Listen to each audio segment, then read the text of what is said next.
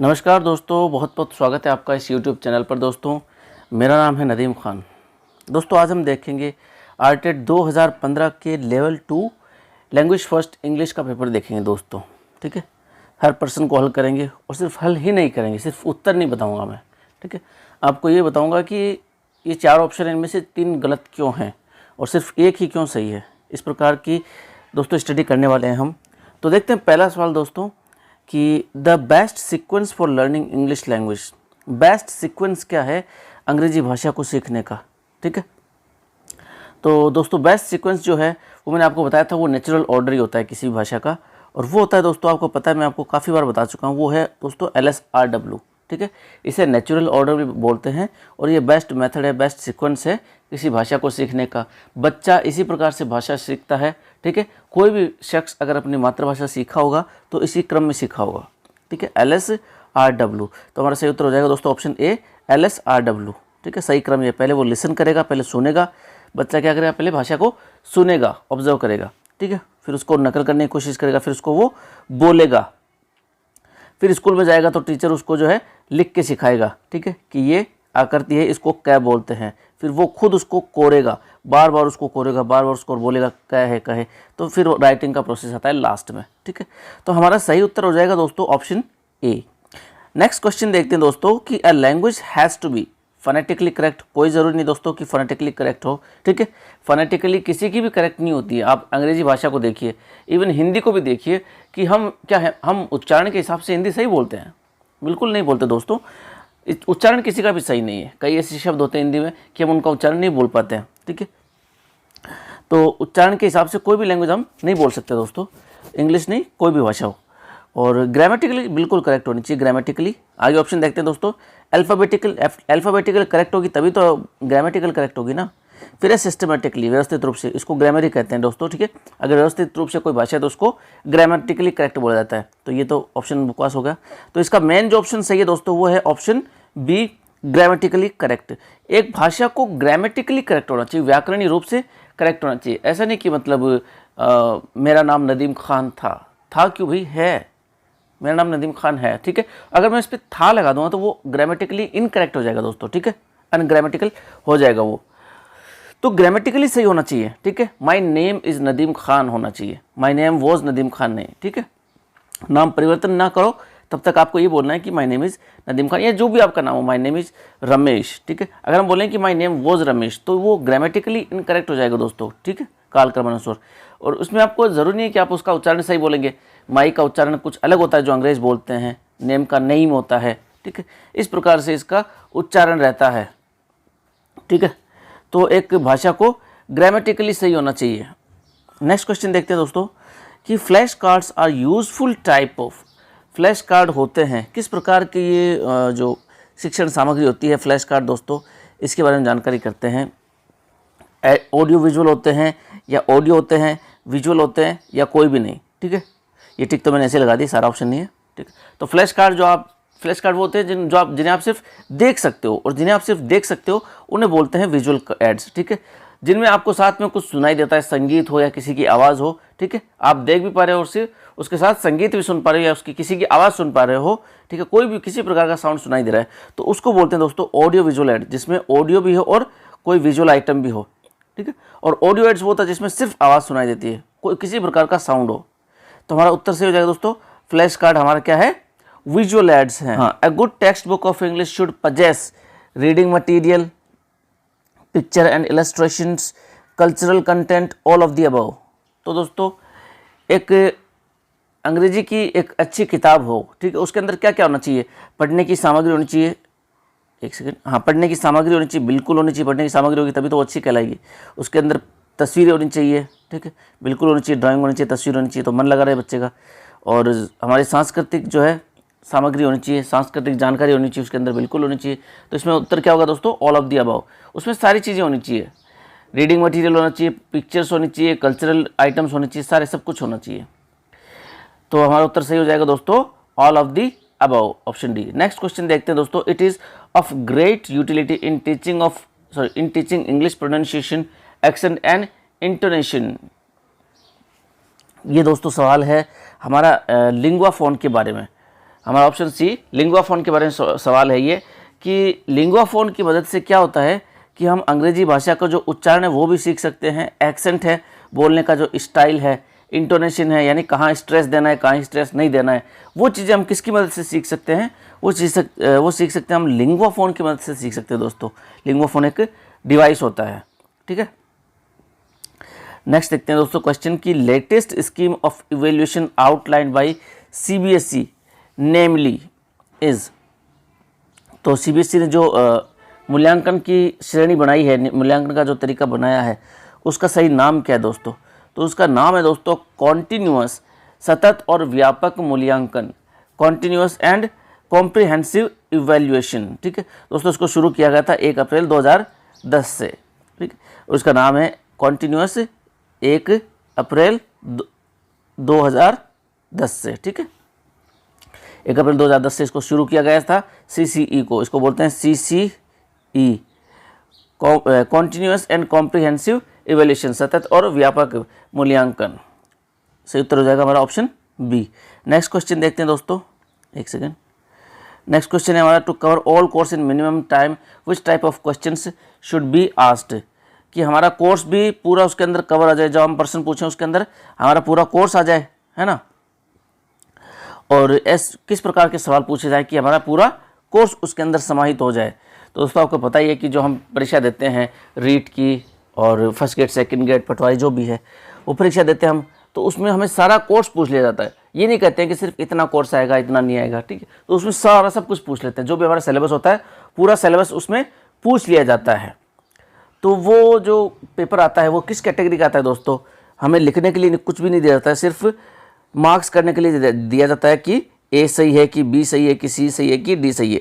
तो उस प्रकार के पेपर को बोलते हैं दोस्तों ऑब्जेक्टिव पेपर, ठीक है। तो वो कौन सा पेपर होता है? ऑब्जेक्टिव टाइप पेपर होता है, जिसमें हम सारा सिलेबस कवर कर सकते हैं कम समय में दोस्तों, ठीक है। तो ये जो दोस्तों ये ऑब्जेक्टिव टाइप क्वेश्चंस है, ठीक है, इनकी रचना जो की थी वो होरेस मान ने की थी। वो की थी होरेस मान ने, स्पेलिंग लिख दो HORASEMANN। दोस्तों क्वेश्चन आ सकता है इसलिए बता रहा हूँ, ठीक है। उन्होंने ये बताए, ये जो क्वेश्चन थे ये बनाए थे 1845 में दोस्तों। होरेस मान ने ये सबसे पहले ये इस प्रकार के प्रश्न बनाए थे।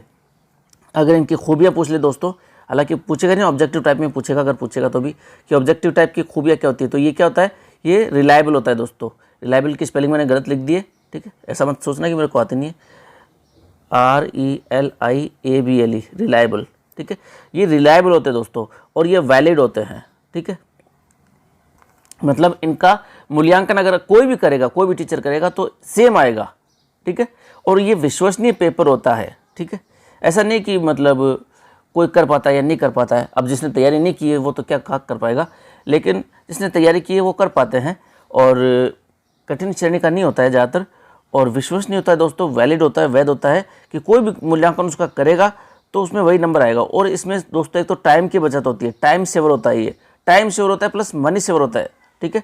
मनी सेवर क्या होता है दोस्तों कि वक्त बचता है। एक तो बच्चा को अगर सब्जेक्टिव पेपर दिया जाए तो उसको लिखने में बहुत वक्त लगेगा, तो बच्चे का एक तो वक्त बच गया, ठीक है। और मनी सेवर क्यों है ये? क्योंकि जब हम वो ऐसे टाइप क्वेश्चंस देते हैं, सब्जेक्टिव पेपर देते हैं, तो हमें साथ में उनको कॉपीज़ भी देनी पड़ती है बच्चों को, ठीक है। तो वो कॉपीज़ वाला खर्चा बच जाता है, ठीक है। इसलिए टाइम सेवर भी है और ये मनी सेवर भी, और इसमें पूरा सिलेबस आ जाता है, कंप्लीट सिलेबस आप इसके अंदर पूछ सकते हो दोस्तों, ठीक है। तो हमारा ऑप्शन सही हो जाएगा दोस्तों objective type B. Next question देखते हैं दोस्तों, यूनिट टेस्ट किसका उदाहरण है? यूनिट टेस्ट किसका उदाहरण है? इफेक्टिव इवैल्यूएशन का उदाहरण है, फॉर्मेटिव का है, समेटिव का है या नॉर्मेटिव का है? तो मैं आपको पहले बता चुका हूँ दोस्तों कि यूनिट टेस्ट जो है वो एग्जाम्पल है, FA का एग्जाम्पल है। FA यानी फॉर्मेटिव असेसमेंट। दो प्रकार के असेसमेंट होते हैं, दो प्रकार के मूल्यांकन होते हैं स्कूलों में आजकल, समेटिव असेसमेंट और फॉर्मेटिव असेसमेंट, ठीक है। हिंदी में क्या नाम है इनको मेरे को याद नहीं यार पूरा सा। समेटिव को बोलते हैं योगात्मक और फॉर्मेटिव को बोलते हैं शायद निर्माणात्मक मूल्यांकन, ठीक है। अगर गलत हो तो माफ़ कर देना। FA फॉर्मेटिव असेसमेंट होता है, इंग्लिश में याद रख लेना आप तो बस, फॉर्मेटिव असेसमेंट और समेटिव असेसमेंट। समेटिव होता है दोस्तों वो साल के अंत में लिया जाता है, ठीक है, 6 महीने से या 8-10 महीने से लिया जाता है, जिसमें सिलेबस का एक बहुत बड़ा हिस्सा समाहित रहता है दोस्तों, ठीक है, जिसे हम अर्धवार्षिक कहते हैं, वार्षिक परीक्षा कहते हैं, वो आती है ऐसे के अंतर्गत। समेटिव एग्जाम होता है दोस्तों वो, ठीक है। हाफ ईयरली और ईयरली एग्जाम आता है ऐसे के अंदर, यानी कि समेटिव टेस्ट के अंदर, समेटिव असेसमेंट के अंदर, समेटिव इवैल्यूएशन, कुछ भी नाम आ सकता है, ठीक है। कोई ज़रूरी नहीं कि सिर्फ इवैल्यूएशन आएगा, समेटिव असेसमेंट भी आ सकता है, समेटिव टेस्ट भी आ सकता है, कुछ भी आ सकता है, ठीक है। ऐसा मतलब ये कोई आपत्ति नहीं लगा सकते आप, क्योंकि ये सब पर्यायवाची हैं। खैर वो हमारा मुद्दा नहीं है। और FA क्या होता है दोस्तों? FA होता है फॉर्मेटिव असेसमेंट। फॉर्मेटिव असेसमेंट लिखी हुई है। फॉर्मेटिव असेसमेंट यानी जिसमें टेस्ट आपके एक छोटे सिलेबस का टेस्ट लिया जाए। छोटा सिलेबस यानी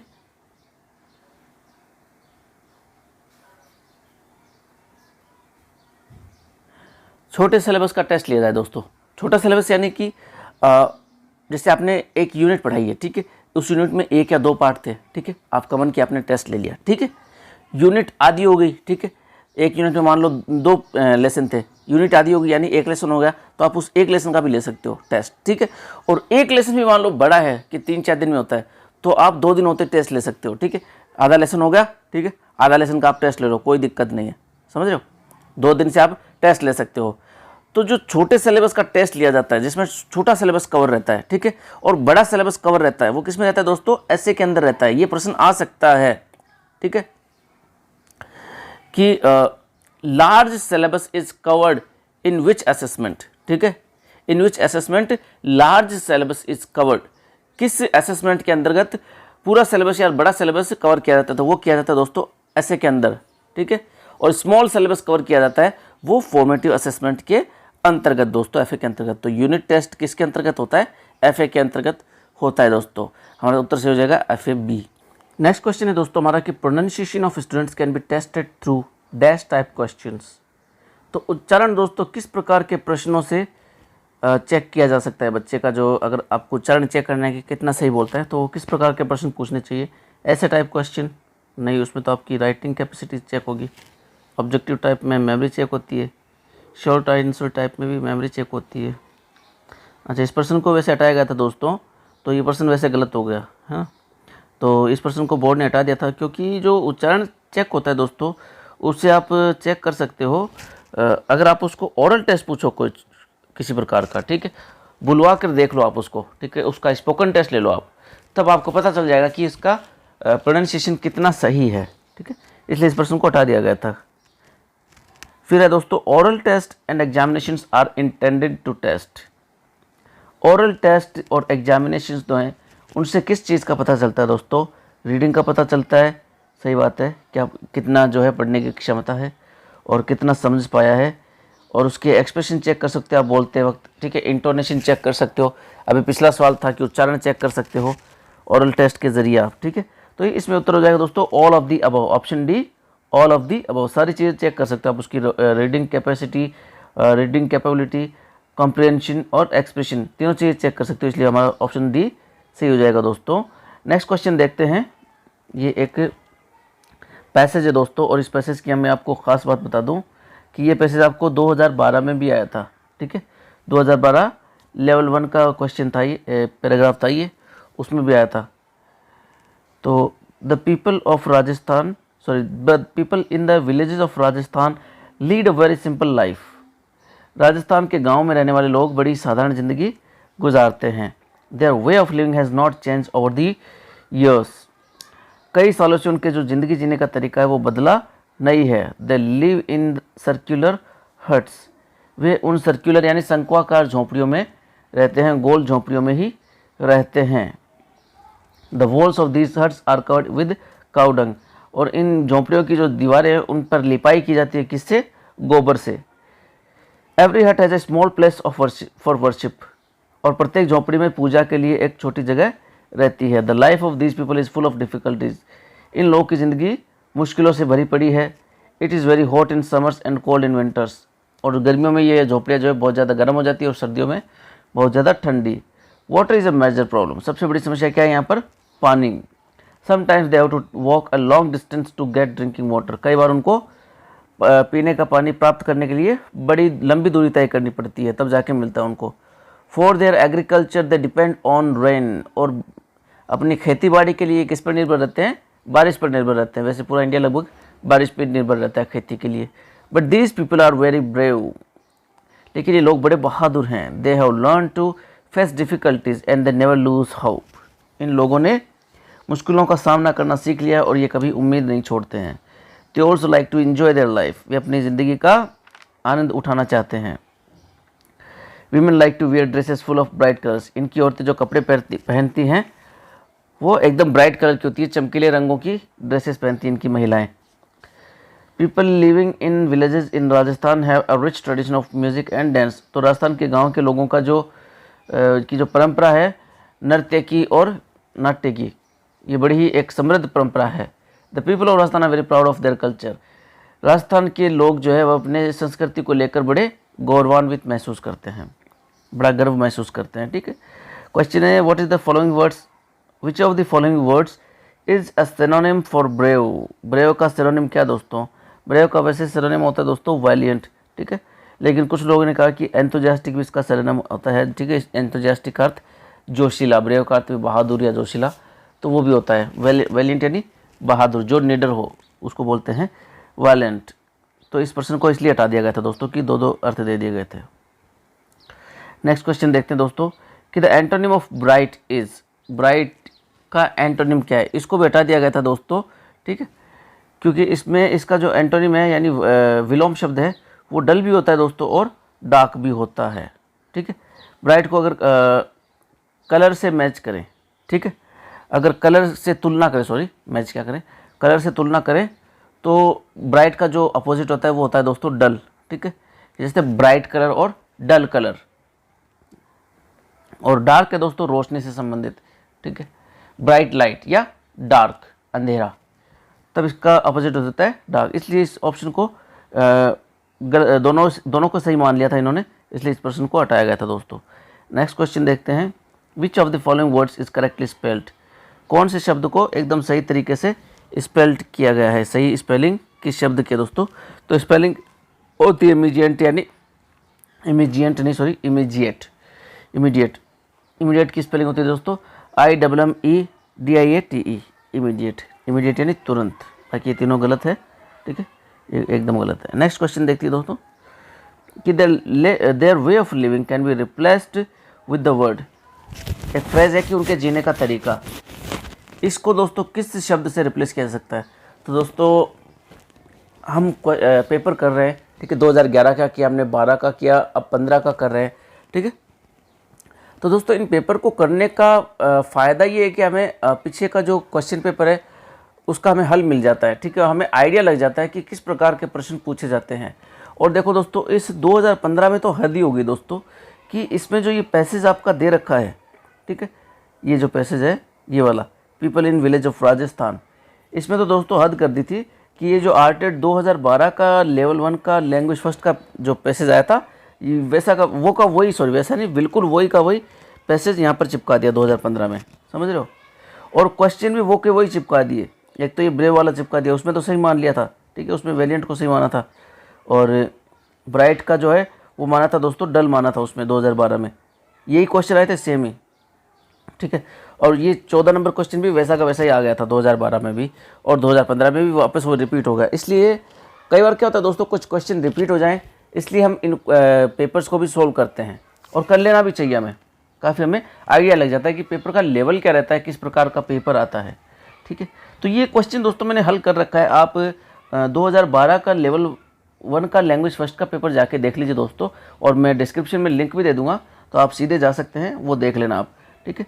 वहाँ पर मैंने आपको इस क्वेश्चन का पूरा हल करवा रखा है। एक्चुअली मैं इसलिए नहीं करवाना चाहता क्योंकि इसमें पूरा जो दोस्तों 5-7 मिनट ख़राब हो जाएगी, इसलिए मैं नहीं करवाना चाहता, ठीक है। मैं करवा चुका हूँ पहले। इसका उत्तर वैसे है लाइफ स्टाइल, ठीक है। बाकी तीनों क्या हैं और इनका तीनों का क्या अर्थ होता है वो आप 2012 लेवल फर्स्ट का जो लैंग्वेज फर्स्ट का पेपर है वो देख सकते हैं, उसमें दे रखा है मैंने, एकदम अच्छी तरह से समझा रखा आपको। तो नेक्स्ट क्वेश्चन देखते हैं दोस्तों कि find the correct one word for the phrase given below. Country side of a nation, ठीक है, किसी राष्ट्र का ग्रामीण इलाका, ये एक फ्रेज हो गई। इसका अगर एक शब्द में लिखना चाहे तो क्या लिखेंगे? किसी राष्ट्र का ग्रामीण इलाका, यानी कि रूरल, ग्रामीण, ठीक है। ये उत्तर सही हो गया हमारा, ऑप्शन ए रूरल। अर्बन होता है दोस्तों शहरी, ठीक है, शहरी इलाका होता है उसको बोलते हैं अर्बन। नेशनल यानी राष्ट्रीय, और इनहैबिटेंट्स का अर्थ होता है दोस्तों निवासी, ये बहुवचन लिख रखा है इन्होंने, इनहैबिटेंट्स, ठीक है। और एक वचन होगा तो इसका उत्तर होगा इनहैबिटेंट, ठीक है, एस नहीं लगाएंगे। और ये है निवासियों यानी बहुवचन है ये, इनहैबिटेंट्स। हमारा सही उत्तर होगा दोस्तों रूरल, किसी राष्ट्र का ग्रामीण इलाका रूरल कहलाता है अंग्रेजी में। नेक्स्ट क्वेश्चन देखते हैं दोस्तों, ये भी दोस्तों पूछ रखा है उन्होंने पिछले पेपर्स में 2012 में पूछा था ये भी, कि मोस्ट 2012 का ये पैसेज वैसा का वैसे ही पूछा गया दोस्तों, ठीक है, वैसा का वैसा वो का वही पैराग्राफ, ये पैराग्राफ जो है मोस्ट चिल्ड्रन वाला, ये 2012 के लेवल फर्स्ट के लैंग्वेज फर्स्ट में आया था दोस्तों। आप चाहे तो देख सकते हैं, मैं डिस्क्रिप्शन में लिंक दे रखा है मैंने, आप देख लीजिए जाके। तो नेक्स्ट है दोस्तों क्वेश्चन, पैराग्राफ पढ़ लेते हैं, हमें हमारी ड्यूटी है पढ़ना, कि most children start watching television long before they enter school. मैं जल्दी जल्दी बता देता हूँ दोस्तों आपको कि ज़्यादातर बच्चे स्कूल जाने से पहले टीवी देखना शुरू कर देते हैं। Many doctors have come to the conclusion that children up to the age of 2 years should not watch TV. कई डॉक्टरों ने बताया कि 2 साल तक के बच्चों को, यानी जिनकी उम्र 2 साल से कम है या 2 साल तक है, उन्हें टीवी नहीं देखनी चाहिए। The doctors are of the view that the first 2 years of life are very important for the development of a child's brain. डॉक्टरों का ये मानना है दोस्तों कि शुरुआत के जो 2 साल होते हैं वो बच्चे के दिमाग के विकास के लिए बड़े ज़रूरी होते हैं, बड़े महत्वपूर्ण होते हैं। Spending time with parents and others encourages learning and healthy physical and social development. अगर वे माता पिता के साथ वक्त गुजारेंगे, दूसरे लोगों के साथ वक्त गुजारेंगे, तो उनका जो है शारीरिक और सामाजिक विकास होगा बच्चों का। As children get older TV can be watch to a limited extent. जैसे ही बच्चे बड़े होते हैं 2 साल के बाद, तो उनको एक लिमिटेड टाइम के लिए टीवी देखने को मिल सकती है या टीवी देखने दे सकते हैं हम। Children preparing to enter school can learn the alphabet and numbers from educational programmes, ठीक है। जो बच्चे स्कूल जाने की तैयारी करने वाले हैं वे बच्चे टीवी देख सकते हैं, और टीवी में वे ऐसे प्रोग्राम देखें जिनमें उनको थोड़ी बहुत सामान्य जानकारी हो जाए शिक्षा के बारे में, जैसे कि अल्फ़ाबेट सीख लिया, वर्णमाला सीख ली, और गणित के कुछ गिनती सीख ली उन्होंने। इस प्रकार के प्रोग्राम हम उनको अपने बच्चों को दिखा सकते हैं। They can also learn about wild life और नेचर शोज, जैसे डिस्कवरी जैसे शोज़ हैं दोस्तों, चैनल्स हैं, उनमें हम उनको जंगली जीवन के बारे में जानकारी भी दे सकते हैं बच्चों को। TV can be an excellent educator as well as entertainer for children. TV जो है वो बच्चों के लिए एक बहुत अच्छा शिक्षक हो सकता है। एजुकेटर का अर्थ यहाँ पर शिक्षक से दोस्तों, और एक बहुत अच्छा मनोरंजन करता भी हो सकता है। तो दोस्तों क्वेश्चन है हमारा कि चिल्ड्रन और एंटरटेनर ये शब्द हैं, ये क्या है दोस्तों? ये नाउन्स हैं, ये संज्ञा है दोस्तों, ठीक है। चिल्ड्रन संज्ञा है, चिल्ड्रन से चाइल्डहुड बनता है, वो भी एक संज्ञा है, ठीक है। और एंटरटेन से वर्ब ये बना है एंटरटेन से, ठीक है। एंटरटेनर बना है एंटरटेन यानी मनोरंजन करना। एंटरटेन होता है दोस्तों वर्ब होती है, लेकिन चिल्ड्रन और एंटरटेनर यहाँ पर क्या है? नाउन्स हैं। अगर आपको दोस्तों संज्ञा का पता नहीं चल रहा है, ठीक है, तो आप एक सीधा सा काम कर लो कि आप उसके साथ आर्टिकल लगा के सोच लो कि क्या इसके साथ आर्टिकल लग सकता है, ठीक है। जैसे कि चिल्ड्रन, आर्टिकल क्या होता है? AND, ठीक है। चिल्ड्रन, चिल्ड्रन होता है बच्चे, ठीक है, बहुवचन होता है चिल्ड्रन, तो इसके साथ AN तो नहीं लगेगा, लेकिन द लग सकता है। द चिल्ड्रन आर प्लेइंग, बच्चे खेल रहे हैं, द चिल्ड्रन आर प्लेइंग। तो अगर द लगा सकते हो, AND लगा सकते हो आप, तो वो क्या है? नाउन है, ठीक है। जैसे कि एंटरटेनर, मनोरंजन करता, मनोरंजन करवाने वाला, ठीक है, तो उसके साथ भी हम AND लगा के दे सकते हैं, अ एंटरटेनर, ठीक है, द एंटरटेनर, तो वो भी क्या है? नाउन है दोस्तों। इस प्रकार से आप आइडिया लगा सकते हो। तो ये दोनों क्या है? ये नाउन्स है दोस्तों, संज्ञा है ये।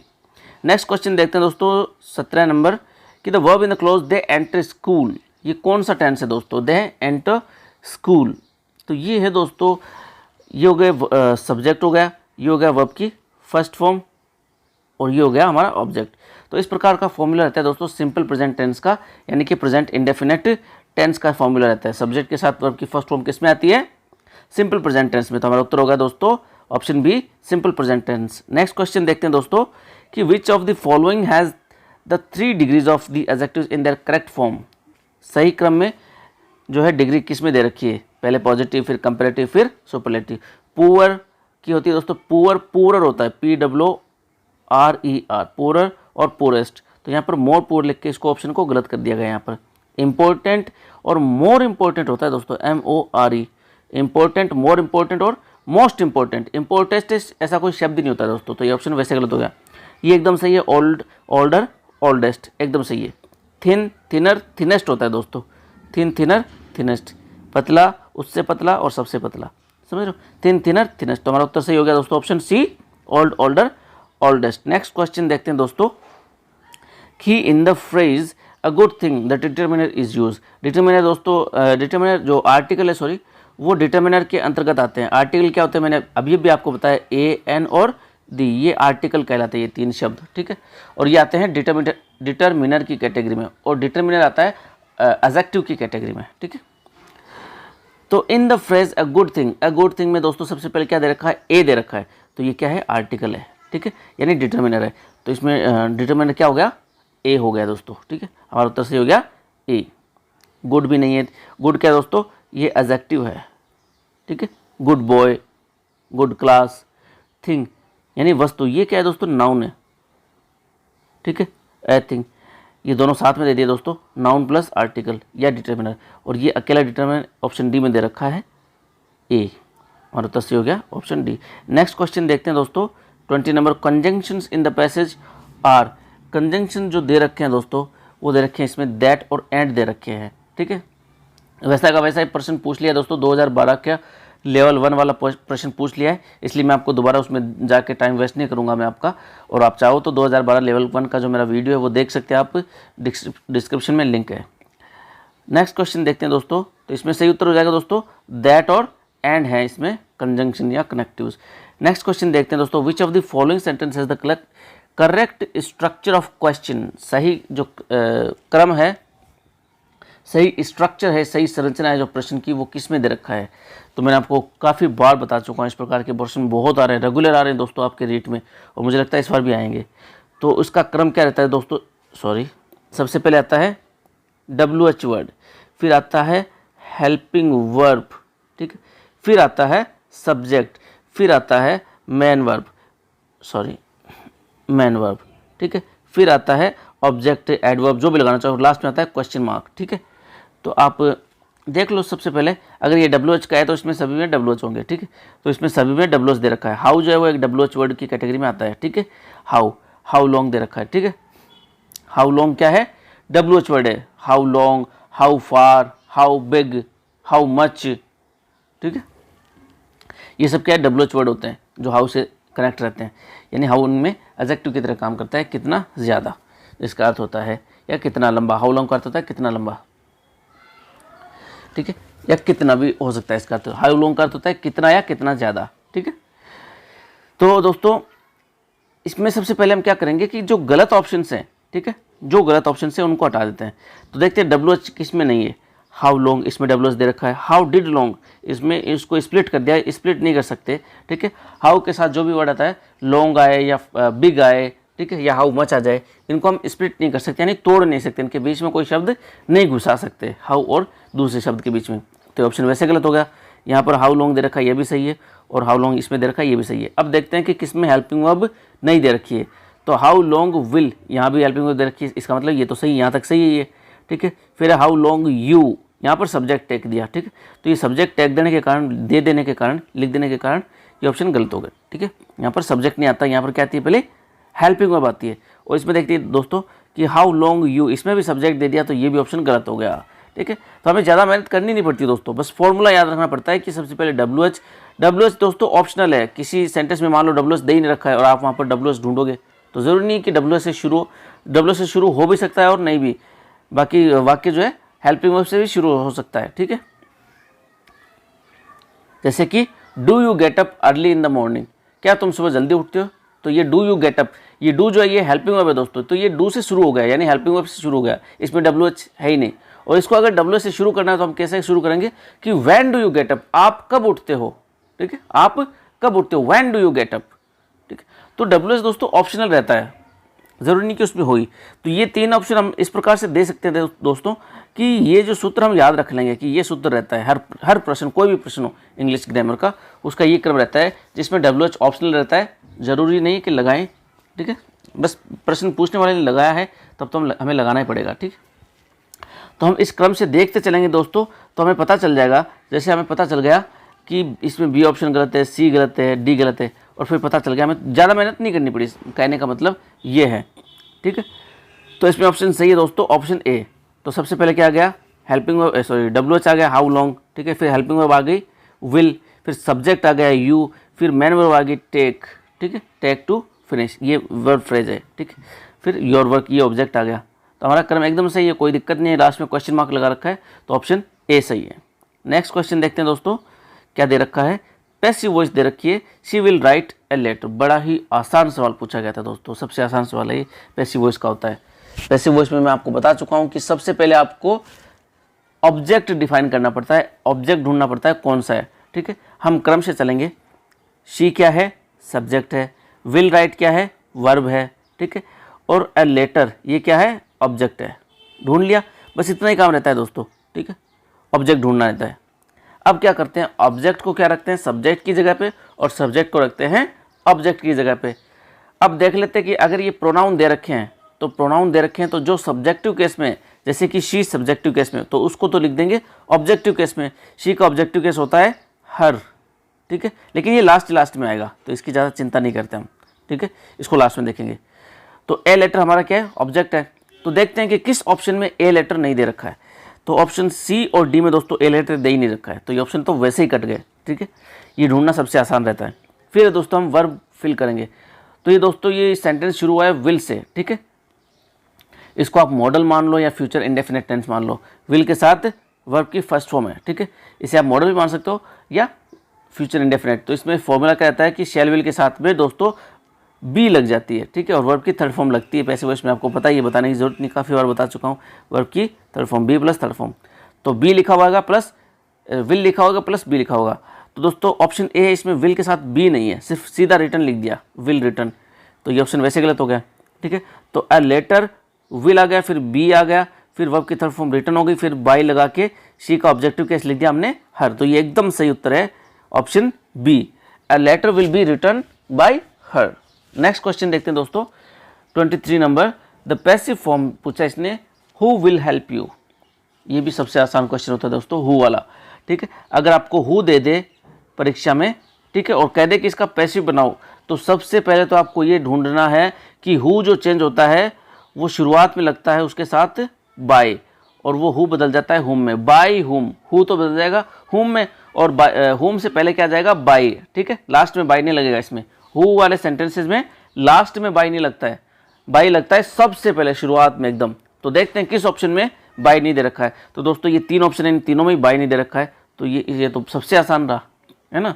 तो इसमें बाय हुम लिख रखा है, फिर वर्ब है विल, ठीक है, विल का मैंने अभी आपको बताया था कि विल किस में चेंज हो जाती है दोस्तों, will be, will be change तो हो जाती है दोस्तों, लेकिन इसमें क्या होता है, जब इंटरोगेटिव सेंटेंस होता है तो इसमें क्या होता है दोस्तों, सब्जेक्ट है वो इनके बीच में आ जाता है, सब्जेक्ट है वो इनके बीच में घुस जाता है, ठीक है। तो बाय होम विल, और सब्जेक्ट क्या हमारे यहाँ पे you, by whom will you be, ठीक है, विल बी के बीच में घुस गया ना यू, ठीक है, सब्जेक्ट बीच में आ जाता है। विल यू बी हेल्प की थर्ड फॉर्म हेल्प्ड, तो हमारा सही उत्तर हो गया by whom will you be helped. अगर आप वैसे बाय होम से भी ढूंढना चाहो तो ये तीन ऑप्शन तो वैसे गलत है, क्योंकि इनमें बाय दे नहीं रखा है शुरू में बाय आता है। हु जो जब पैसे पूछा जाए हु का, तो उसमें शुरुआत में बाय आ जाएगा, बाय होम। नेक्स्ट क्वेश्चन देखिए दोस्तों, consonant sounds are, consonant sound है वो कितने होते हैं दोस्तों, ठीक है, 26 होते हैं कि 24 होते हैं कि 27 की 28। तो मैं आपको बता दूं दोस्तों, इंग्लिश फोनेटिक्स में टोटल साउंड होते हैं दोस्तों 44, ठीक है।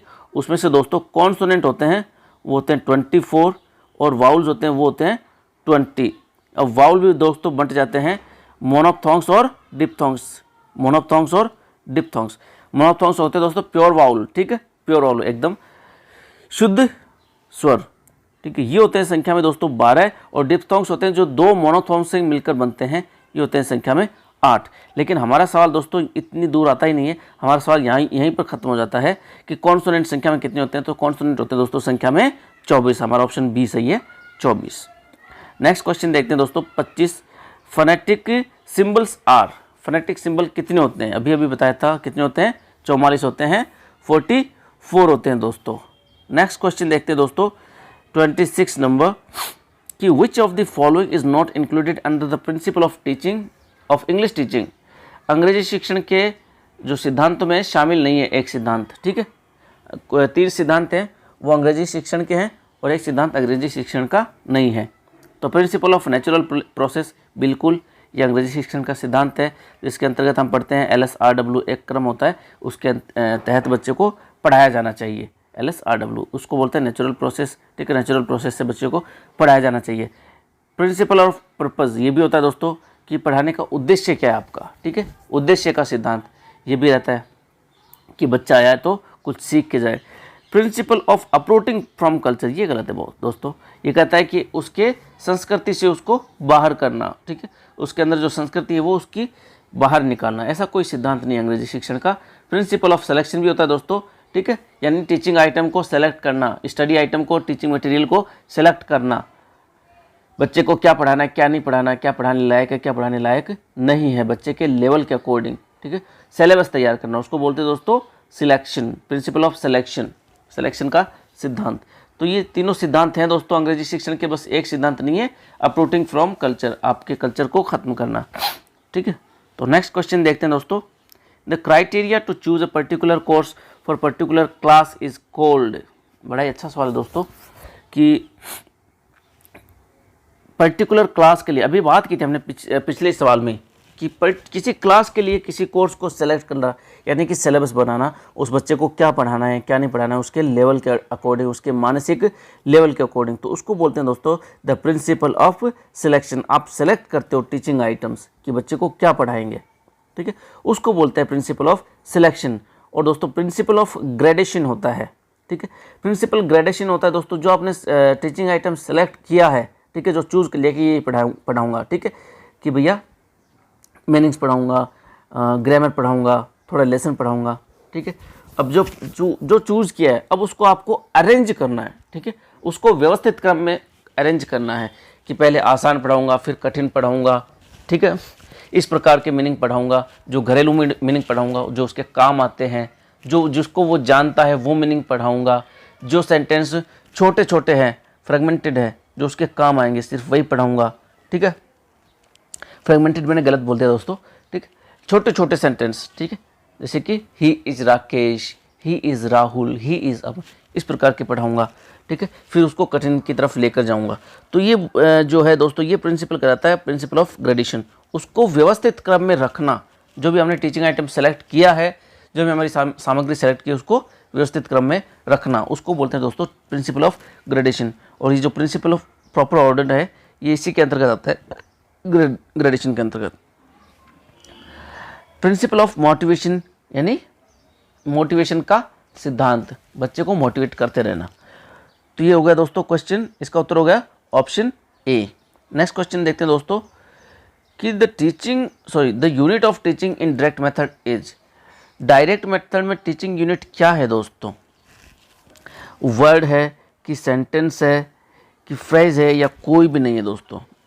डायरेक्ट मेथड में जो टीचिंग मेथड रहता है, यूनिट रहती है, टीचिंग यूनिट, वो होती है दोस्तों सेंटेंस होती है, वाक्य होता है, ठीक है। आप स्कूल में जाते हो तो आपको पूरा वाक्य बोलना पड़ता है, वाक्य से ही पढ़ाया जाता है, ठीक है। उसमें वर्ड आपका टीचिंग यूनिट नहीं रहता है। तो डायरेक्ट मेथड जो है, नेचुरल मेथड भी जिसका नाम है, इसकी टीचिंग यूनिट क्या है? सेंटेंस है दोस्तों। ये question second grade first grade तक भी आता है और आ चुका है काफ़ी बार। नेक्स्ट देखते हैं दोस्तों सेकंड लास्ट आज का क्वेश्चन कि alphabetic method is also known as. Alphabetic method किसको बोलते हैं दोस्तों? वर्ड मेथड को, सिलेबिक मेथड को, स्पेलिंग मेथड को या फ्रेज मेथड को? तो वर्ड मेथड अल्फ़ाबेटिक मेथड बोलते हैं स्पेलिंग मेथड को दोस्तों, ठीक है, यानी वर्णमाला सिखाना, स्पेलिंग सिखाना, ठीक है। इस मेथड के तहत बच्चे को वर्णमाला से शुरुआत की जाती है, वर्णमाला सिखाई जाती है, ठीक है। ये बच्चे की एकदम एलिमेंट्री स्टेज होती है तब शुरू होता है ये, ठीक है। और ये रीडिंग टीचिंग के मेथड से दोस्तों, ठीक है, यानी पठन शिक्षण है, उसको पढ़ना सिखाना, वो पढ़ सके, ये आकृति है, ये कहलाती है, समझ गए? घ से घड़ा, ठीक है, ये जो क्या है, ये रीडिंग टीचिंग है दोस्तों, ठीक है, उसको पढ़ना सिखा रहे हो आप। तो ये अल्फ़ाबेटिक मेथड या स्पेलिंग मेथड के एक ही नाम है दोनों, ठीक है। इस अल्फ़ाबेटिक मेथड बोल दो या सिलेबिक मेथड बोल दो। नेक्स्ट क्वेश्चन देखते हैं दोस्तों कि in which method teacher states rules and gives examples, किस मेथड के अंतर्गत दोस्तों टीचर है वो पहले नियम बनाता है फिर उदाहरण पेश करता है। ठीक है, पहले नियम बनाता है। जैसे कि एक नियम मैं आपको बता दूं, उदाहरण के तौर पे बता रहा हूं कि दुनिया में जो भी चीज़ एक है उसके पीछे क्या लगेगा, द लगेगा। ठीक है, आर्टिकल पढ़ा रहे हो आप ये, लेकिन पहले आप उसको नियम की बता रहे हो कि दुनिया में जो भी चीज़ एक है, जैसे कि कुतुब मीनार एक है तो उसके साथ क्या लगेगा, द कुतुब मीनार। गंगा नदी एक ही है, ठीक है, कोई दुनिया में दूसरी नदी नहीं, तो क्या बोलोगे, द गंगा। ताजमहल एक है तो क्या बोलोगे, द ताजमहल। तो आपने उदाहरण बाद में दिए और नियम पहले बना दिए, तो उस मेथड को बोलते हैं दोस्तों डिडक्टिव। अंग्रेजी में 2 मेथड होते हैं दोस्तों, इंडक्टिव और डिडक्टिव। ये ट्रांसलेशन मेथड है दोस्तों, ये मेथड होता है। ठीक है, ये टीचिंग मेथड है, और टीचिंग मेथड के अंदर जो आप किस तरीके से पढ़ाओगे वो होता है दोस्तों, इंडक्टिव होता है एक तो, और एक होता है डिडक्टिव। ठीक है, इंडक्टिव होता है दोस्तों इंडक्टिव। ठीक है, पूरा नहीं लिखूंगा स्पेलिंग, इंडक्टिव, या इसका हिंदी में नाम है दोस्तों आगमनात्मक। ठीक है, पूरा नहीं लिखूंगा ये भी, आगमनात्मक। ठीक है, और इसमें क्या रहता है दोस्तों, उदाहरण से नियम की ओर। पहले आप उदाहरण बताओगे, जैसे कि the Taj Mahal, the Qutub Minar, the Ganga. तो दोस्तों आपको इसमें क्या दिखाई दे रहा है कि ये जो ताजमहल है, कुतुब मीनार है, गंगा, ये दुनिया में एक वस्तु है ना, इनके पीछे हम द लगा रहे हैं, तो इसको नियम बना लो। ठीक है, तो इस प्रकार से चलता है, पहले आप उदाहरण देते हो फिर आप नियम बनाते हो। ठीक है, तो आप इसको दोस्तों अगर याद रखना चाहो कि यार ये इंडक्टिव, ये आगमनात्मक, ये उदाहरण से नियम, ये मैं परीक्षा तक तो भूल जाऊंगा, तो इसका मैं आपको ईजी करके बताता हूँ कि देखो इंडक्टिव है, इसमें भी इसकी शुरुआत किससे हो रही है, स्वर से हो रही है। इन तीनों शब्दों की शुरुआत किससे हो रही है, स्वर से हो रही है। इंडक्टिव, इंडक्टिव में क्या है, ई है, तो ई क्या होता है, स्वर होता है।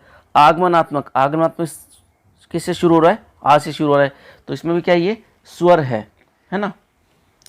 और उदाहरण, उदाहरण से नियम, उदाहरण भी किससे शुरू हो रहा है, ऊ से, तो ऊ भी क्या है, स्वर है। ठीक है, तो ये आप याद रख लो कि जो ये स्वरों का जोड़ा है। ठीक है, तो ये जो सबसे पहले स्वर आएंगे वो क्या होगा, इंडक्टिव मेथड होगा। ठीक है, इंडक्टिव बोल दो, आगमनात्मक बोल दो, या उदाहरण बोल दो। ठीक है, उदाहरण से नियम की ओर। और डिडक्टिव जो होता है दोस्तों उसको बोलते हैं, मैं आपको लिख के बताता हूँ, डिडक्टिव, या हिंदी में इसको बोलते हैं निगमनात्मक मेथड। निगमनात्मक मेथड, इसमें क्या होता है दोस्तों, पहले नियम होते हैं, नी से नियम, नी से निगमनात्मक, नी से नियम, पहले नियम फिर उदाहरण। ठीक है, ये रहता है दोस्तों, पहले आप नियम फॉर्म करोगे, पहले नियम पढ़ाओगे बच्चों को, फिर उदाहरण पेश करोगे। तो दोस्तों ये हमारा पेपर था आज आरटेट 2015 के लेवल 2 का लैंग्वेज फर्स्ट का इंग्लिश का पेपर। दोस्तों आपको पसंद आया है, नहीं पसंद आया दोस्तों तो बताइए मेरे को कमेंट्स में, और वीडियो को प्लीज़ यार लाइक कीजिए और अपने दोस्तों के साथ शेयर कीजिए जो लोग भी रीट की तैयारी कर रहे हैं। ठीक है, और बाकी जो एग्ज़ाम्स की तैयारी कर रहे हैं उनको भी इसके साथ ग्रुप के साथ जोड़िए, इस चैनल के साथ जोड़िए दोस्तों। आगे भी हम काफ़ी रेगुलर वीडियो बनाता हूं दोस्तों मैं, तो प्लीज़ इसके साथ जुड़िए, शेयर कीजिए, और वीडियो को अगर सब्सक्राइब नहीं किया दोस्तों तो प्लीज़ सब्सक्राइब कीजिए। Thank you very much.